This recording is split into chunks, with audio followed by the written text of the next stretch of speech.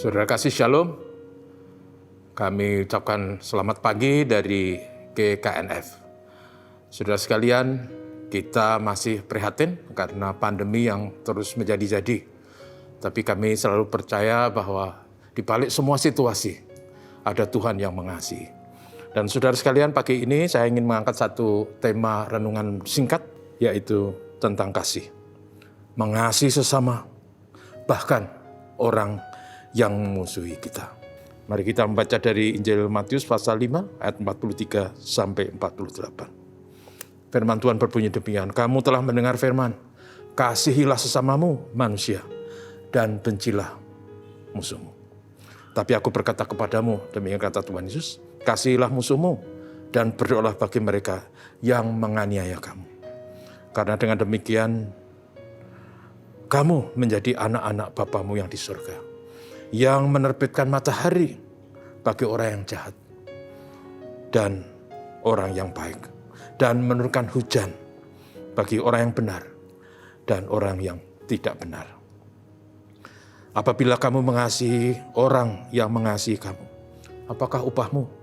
Bukankah pemungut cukai juga berbuat demikian?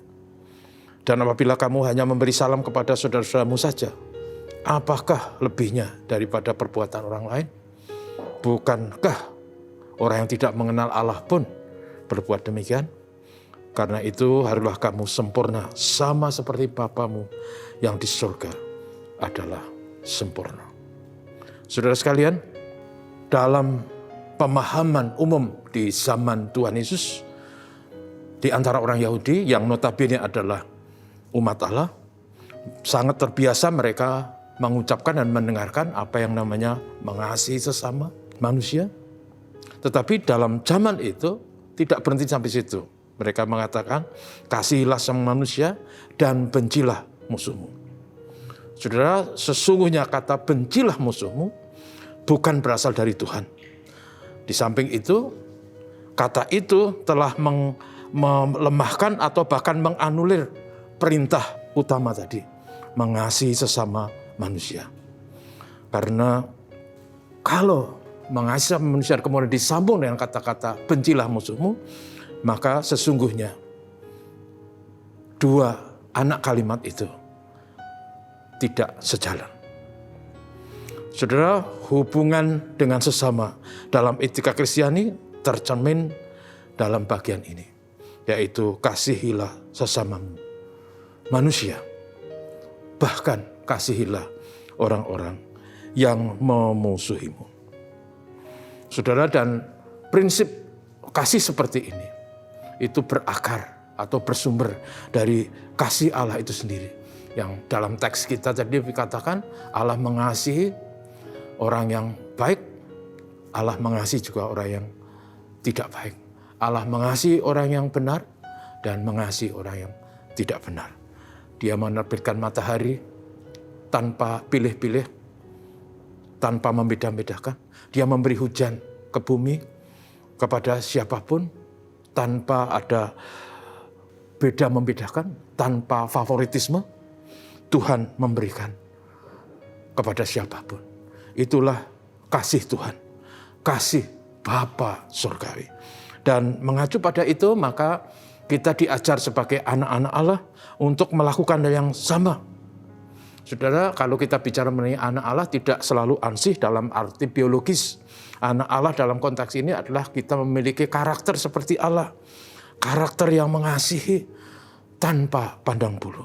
Karena itu kita dalam hal ini diajar untuk mengasihi sesama, bahkan orang yang membenci kita, dan mendoakan mereka dengan doa yang baik untuk mereka.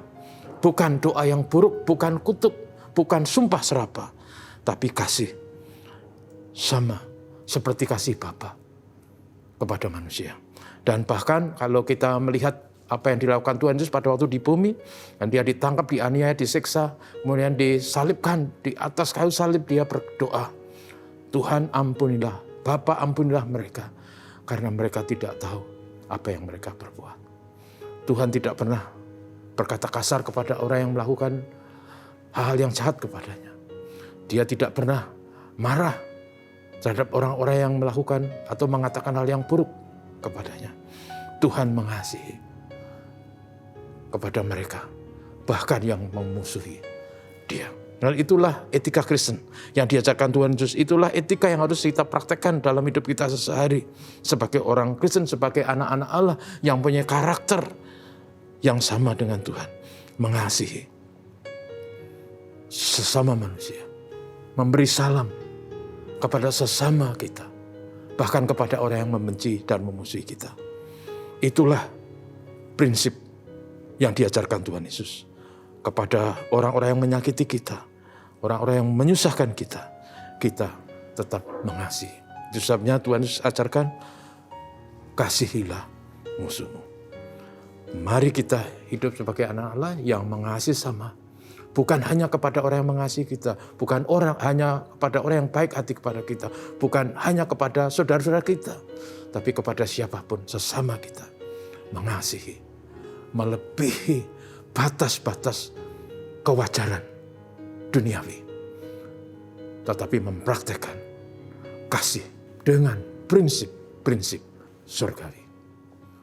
Mari kita belajar mengasihi dan mengampuni siapapun yang menyusahkan kita. Mari kita mengangkat doa kita kepada Tuhan bagi mereka yang membenci dan memusuhi kita. Semoga kita dimampukan melakukan ini. Tuhan memberkati. Saudaraku, mari kita berdoa.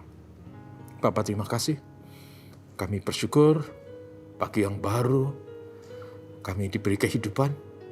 Kami bersyukur juga bahwa di hari ini kami diajar untuk mengasihi seperti Tuhan mengasihi kami. Mengasihi dengan prinsip-prinsip kasih surgawi. Tuhan, tolonglah kami supaya kami bisa melakukannya. Karena intisari hidup Kristen, iman Kristen adalah kasih.